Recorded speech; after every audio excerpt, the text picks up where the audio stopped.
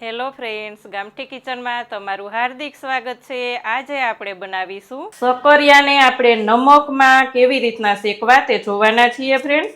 અહીંયા હું કાપીને તમને બતાવું તો એકદમ સરસ આપણા સકરિયા શેકાઈ ગયા છે અને આ સકરિયા શેકેલા તો એટલા મીઠા લાગે છે કે તમે ગમે એ રીતના બાફો તો પણ આ રીતના ના થાય।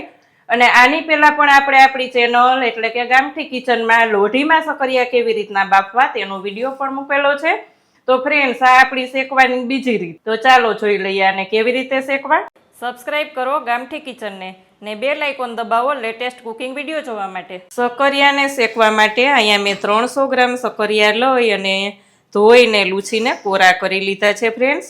આની પહેલા આપણે સકરિયા શેકવા લોઢીમાં કેમ શેકવા તેનો વિડીયો પણ આપણે મૂકેલો છે।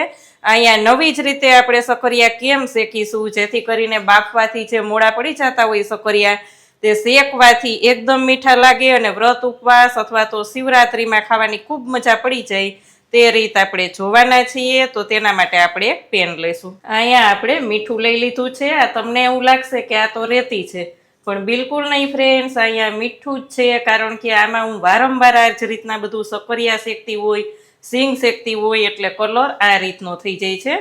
એટલે આપણે ગરમ થવા દેવાનું છે અને મીડિયમ ફ્લેમ રાખી કે આમાં હાઈ ફ્લેમ રાખીએ તો પણ કંઈ વાંધો ના આવે। થોડીક વાર હાઈ ફ્લેમ રાખીને જ આપણે નમકને ગરમ થવા દેશું। અહીંયા આપણું નમક એકદમ સરસ ગરમ થઈ જાય એટલે આપણે તેમાં એક સ્ટેન્ડ મૂકી દેવાનું છે।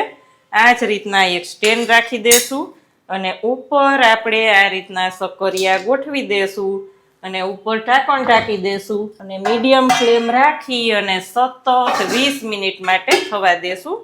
આ જ રીતે આપણે 20 મિનિટ માટે થવા દેવાના છે। 20 મિનિટ પછી આપણે જોશું ફ્રેન્ડ્સ તો આપણા સકરિયા એકદમ સરસ બફાઈ ગયા છે, શેકાઈ ગયા છે।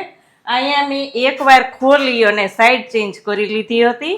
તમને લાગશે કે આ તો કાચા લાગે છે, પણ હું તમને આને કાપીને પણ બતાવું। અહીંયા હું તમને કાપીને બતાવું તો તમે જોઈ શકો છો કે સહેલાઈથી આપણા સકરિયા એકદમ કપાઈ જાય છે। તો ફ્રેન્ડ્સ, એકદમ સરસ રેસીપી। અહીંયા આપણા સકરિયા એટલા સરસ મીઠા લાગશે કે તમે જે પાણીમાં બાફો કે પાણીની વરાળે બાફો એના કરતાં પણ મસ્ત સકરિયા લાગશે। તો ફ્રેન્ડ્સ, રેસીપી સારી લાગે તો કમેન્ટ ચોક્કસ કરજો કેવી લાગી આજની રેસીપી।